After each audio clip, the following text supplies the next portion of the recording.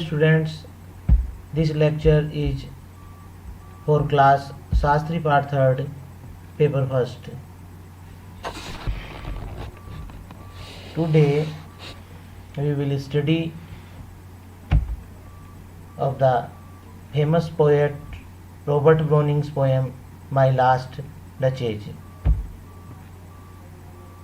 First of all, we will know about Robert Browning. Here is the picture of Robert Browning.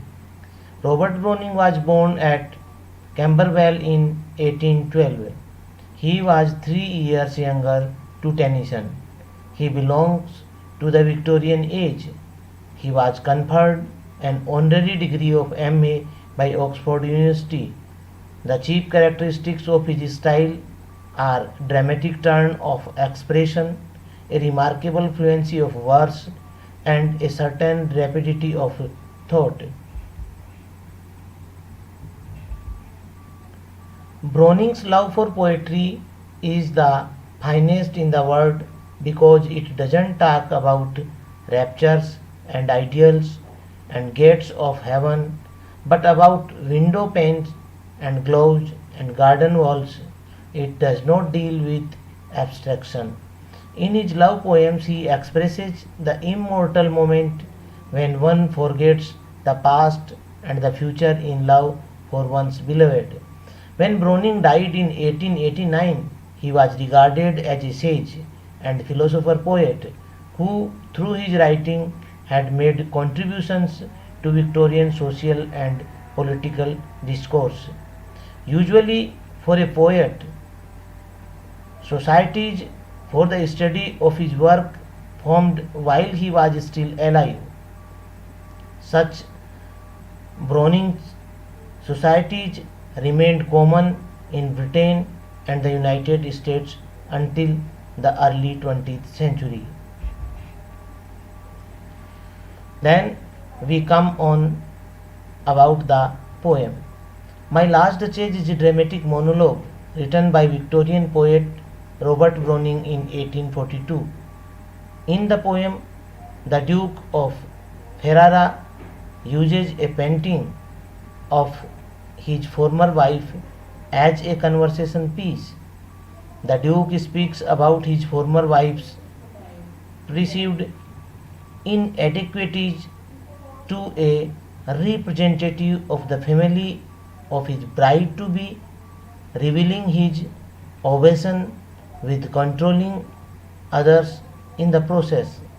Browning uses the compelling psychological portrait of a despicable character to critique the objectification of women and abuses of power. Robert Browning published My Last Duchess in 1842 in a book of poems titled Dramatic Lyrics. As the title suggests, in these poems, Browning experiments with form, combining some aspect of stage, plays, and some aspects of romantic verse to create a new type of poetry for its own Victorian age. The Victorians are the poor unfortunates who come between the romantics and the modernists. In other words, authors in this period got sandwiched between two great movements that majorly influenced Western culture, and so readers sometimes forget about the Victorian age writers. Browning's inspiration for My Last Duchess was the history of Renaissance Duke Alfonso II of Ferrara, whose young wife Lucrezia died in suspicious circumstances in 1561. Lucrezia was a Medici, part of a family that was becoming one of the most powerful and wealthy in Europe at the time. During Lucrezia's lifetime, however, the Medici were just beginning to build their power base and were still considered upstarts by the other nobility. Lucrezia himself never got to enjoy riches and status. She was married at 14 and dead by 17. After her death, Alfonso courted and eventually married the niece of the Count of Tyrol. Robert Browning takes this brief anecdote out of the history books and turns it into an opportunity for readers to peek inside the head of a psychopath. Although Browning hints at the real life Renaissance backstory by putting the word Ferrara under the title of the poem as an epigraph, he removes the situation from most of its historical details. It's important to notice that the Duke, his previous wife, and the woman he is courting aren't named in the poem at all. Even though there were historical events that inspired the poem, the text itself has a more generalized, universal, nameless feel. Then we come on the poem. Paraphrase. Line number 1 to 15. That is my last Duchess, painted on the wall, looking as if she were alive, I call. That piece a wonder now, Fra Pandolf's hand worked busily a day, and there she stands. Will please you sit and look at her, I said. Fra Pandolf by design for never read strangers like you that pictured countenance, the depth and passion of its earnest glance. But to myself they turned, since none puts by the curtain I have drawn for you but I, and seemed as they would ask me, if they durst, how such a glance came there. So not the first are you to turn and ask thus, sir, it was not her husband's presence only called that spot of joy into the Duchess' cheek, perhaps.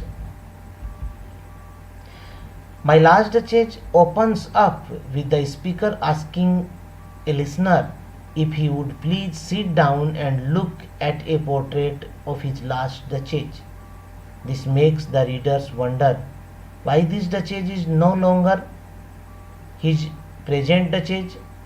He does not reveal whether she is deceased or put away in a convent somewhere. He asks his listener to sit and look at the life-seized painting of her. He reveals that this painting is behind this, gives a little bit of insight into why he was the only one who was allowed to open the curtain. All along he wanted to be the only one who would bring a look of joy to his Duchess's face.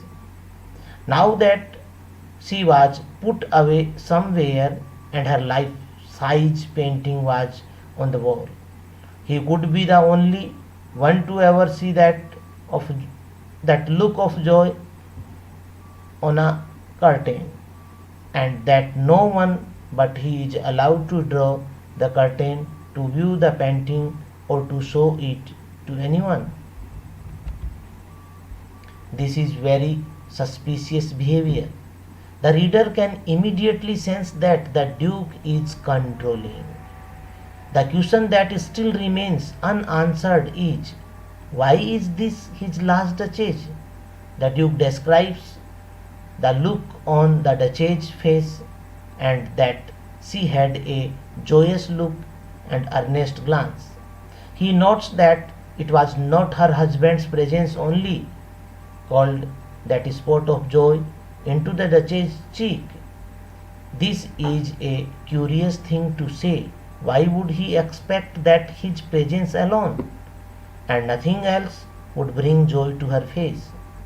He does not answer that question, but the fact that he nods her face because he would allow no one else to look at the painting without his permission.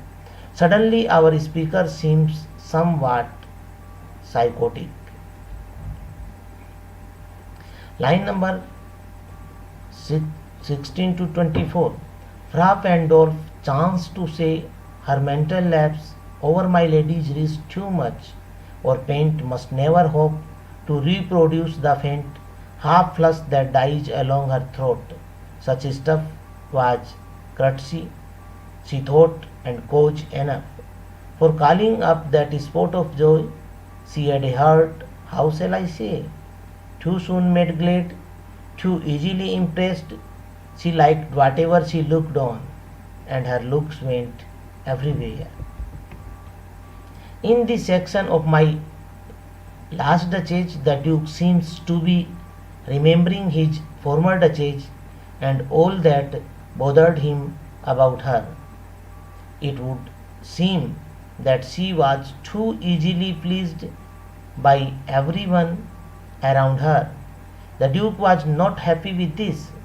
He didn't like that if someone like Fra Pandolf, we don't know much more about this character, were to tell her that her shawl covered her wrist too much, she would blush. The Duke did not like that she would blush at the flirtation of another man. He did not like that the things which he called common courtesy would call up that spot of joy which she seemed to always have on her face. The Duke accuses her of having a heart that was too soon made glad and too easily impressed. He was annoyed that she liked everything that she looked at.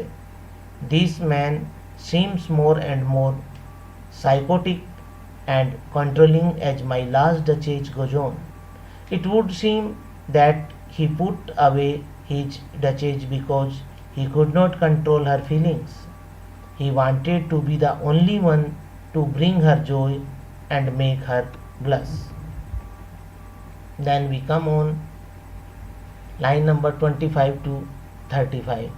Sir, it was all one, my favorite favor at her breast, the dropping of the daylight in the west, the bow of cherries some officious fool broke in the orchard for her, the white mule she rode with round the terrace, all and each would draw from her alike the approving speech, or blush. At least she thanked men good, but thanked somehow, I know not how, as if she ranked my gift of a 900 years old name with anybody's gift who would stoop to blame this sort of trifling. In these lines of my last Duchess, the Duke continues to explain all of the flaws in the Duchess character. He says that she values her white mule, a branch of cherries, and a sunset as much as she values a piece of jewelry that he had given her.